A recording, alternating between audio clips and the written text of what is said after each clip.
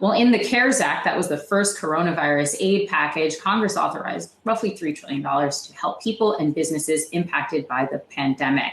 One part of that act was the Main Street Lending Program, which was created by the Fed to help small and medium-sized businesses that were impacted by the coronavirus pandemic. So to chat this, we're joined now by Bharat Ramamurti. He's Commissioner of the Congressional Oversight and Corporate Power Program and Managing Director of the Roosevelt Institute. We're also joined now by Yahoo Finance's Cheung for this conversation. So, Commissioner, I want to start on that Main Street Lending Program. You called it a failure. Can you take us through why? Sure. So 4 months ago, Congress authorized money to be spent to help medium-sized and small businesses. The Treasury and the Fed set up this Main Street Lending Program and said that it would have a lending capacity of $600 billion, billion with a B. And as of today, 4 months later, it has done $100 million worth of loans, million with an M, which is about 0.001% of the lending capacity that it was set up for. So I think that the data shows quite clearly that it's been a failure. We've had small and medium-sized companies struggling for the last several months. We've had tens of thousands of companies close their doors. We've had millions of people fired. And yet this program that was supposed to help exactly these companies has barely done anything. And I think fundamentally, it's a problem with the design of the program. Bharat, it's Cheung here. Thanks for joining us. So it seemed like based on the commentary from Boston Fed President Eric Roosevelt, who is testifying today, there's been some hesitancy from the Federal Reserve to make this anything more than a backstop, and that the preference might be for letting private banks do the lending themselves as opposed to originate these Fed loans. There's been talk that it's been the Treasury that's been pushing the Fed to be more conservative here because there's concern about taking losses. What's your perspective on that? Would you like to advocate for the Fed to be a little bit more bold in being able to take losses under this program if it means getting more credit out there? Well, I think the fundamental problem is that this is a program that offers loans. And frankly, there isn't a lot of appetite for loans. Either you have a company that is in reasonable enough shape that it can get a loan through the normal channels through a bank, or a company that is struggling so much that a loan is not the answer right now. And so this company that's somehow in between, where it's struggling just enough that it can't qualify for a private loan, but is not struggling so badly that it doesn't need a loan at all, that's a very small part of the marketplace right now. And that's the only thing that this program is capable of targeting. So I think fundamentally, the problem is that the Federal Reserve can only do loans. And what we need to do right now is for Congress to intervene directly and provide support in the form of grants to medium-sized companies, the way we did it for PPP.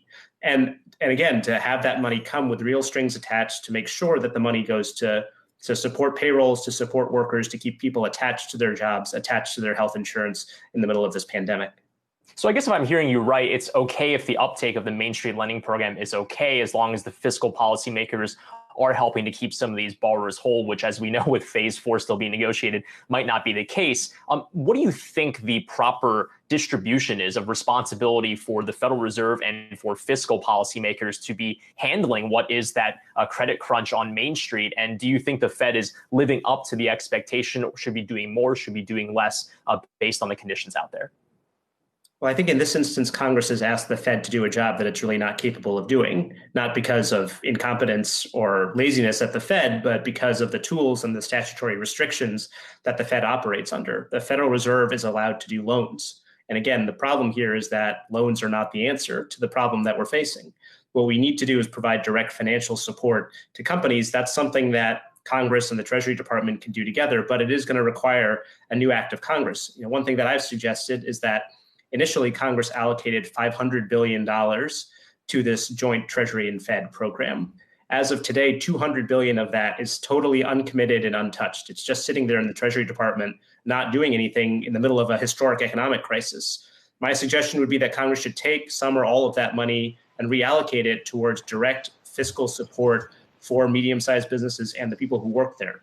Remember, 45 million Americans work at these mid-sized companies. They represent about a third of private sector GDP in the United States. They're some of our most innovative firms. Some of our best manufacturing firms fall into this mid-sized category. And I think it's important that we provide them with support, the same type of support we happen to provide to smaller companies through PPP.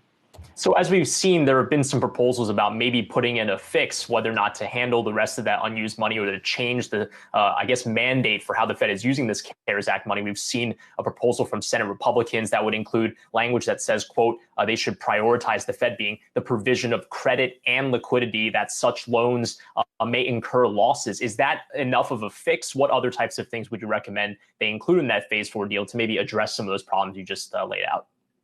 Yeah, unfortunately, I don't think that's going to solve the problem because it's still going to require the Fed to do loans. And even if those loans are, if they're willing to take on a little bit more risk, maybe that marginally solves the problem, but I don't think it gets us all the way there.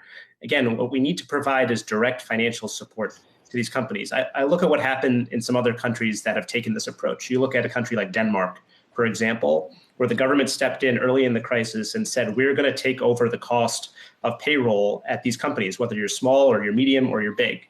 And you look at the unemployment rate in Denmark, it went from about 4% to about 5% today. In the United States, the unemployment rate went from 4% to about 20%, and is still in double digits as of today. I think it's not too late to try and adopt a similar approach, but we're running out of time. All right, Bharat Ramamurti, Commissioner of the Congressional Oversight and Corporate Power Program. Thank you so much for joining us. And of course, thank you to Yahoo Finance's Brian Cheung.